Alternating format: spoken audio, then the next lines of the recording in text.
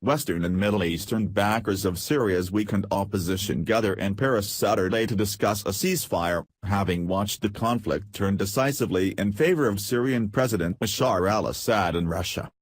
Foreign ministers from Europe, U.S. Secretary of State John Kerry and their counterparts from Qatar and Saudi Arabia are likely to renew what have been so far ineffective calls for an end to the onslaught on Aleppo. Opposition-held areas of the city, home to hundreds of thousands of civilians, have been starved in a siege and pummeled by an offensive by Syrian forces backed by Iranian militias and Russian airpower. Retreating rebels now control only a pocket of Syria's second city, whose fate is seen as pivotal to the outcome of a nearly 6-year-old war that has killed more than 300,000 people. Calls from Western leaders to stop the fighting and diplomacy at the UN have so far amounted to nothing, with Assad and Russian President Vladimir Putin seemingly intent on pushing their advantage. The talks on Saturday, which will also include Turkey, the United Arab Emirates and Jordan, will focus on getting the warring parties back to the negotiating table for talks in Geneva. My goal in all this is to get both sides, all of the forces, to the table in Geneva. And that's what we're working on, Kerry said as he arrived on Friday night. Russian and American officials will meet again in Geneva on Saturday to discuss the fighting, but even Kerry struggled to sound optimistic about an outcome. "I know people are tired of these meetings, I'm tired of these meetings," he told reporters. "But what am I supposed to do?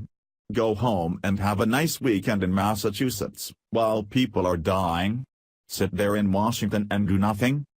Analysts say the time frame and conditions of talks will be set in Damascus and Moscow, whose armies are in the ascendancy despite allegations of war crimes and mounting civilian deaths.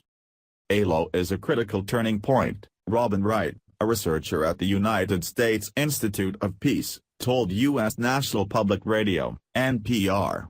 "Assad looks ever stronger."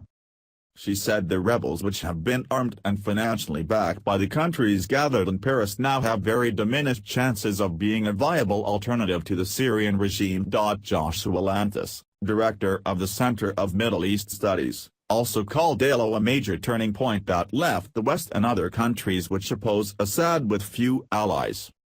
Once the city falls, the largest remaining rebel bastion will be Aleppo province, controlled by a coalition dominated by extremists from a former al-Qaeda affiliate. The Islamic State jihadist group remains in control of the territory around their de facto capital in Raqqa. "It makes the prophecy of Assad come true, it is either me or radical Islamists," Landis told NPR. The election of Donald Trump in the United States, who favors closer relations with Putin, was already a bad omen for the opposition just before troops launched their assault on Aleppo in mid-November.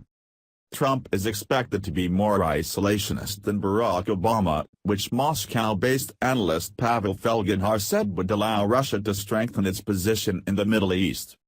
"Everyone is going to be queuing up to become friends with Russia," said Felgenhauer, a defense analyst who writes for the independent newspaper Novaya Gazeta. "Everyone understands that Assad could have been hanged a long time ago. But he bet on the Russians and he won," he told AFP.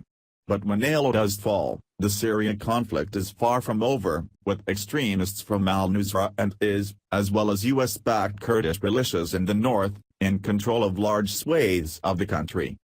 The US and Russia have special forces on the ground, while Turkey has regular troops inside Syria near its border.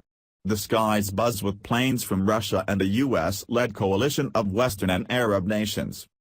If Assad takes over Aleppo, is the war going to end? No. Will he have solved the political challenge of bringing people together to unite the country? No, Kerry said on Tuesday. The US and Europe insist that a political settlement in which Assad agrees to step down is necessary to end the fighting and then rebuild this shattered country.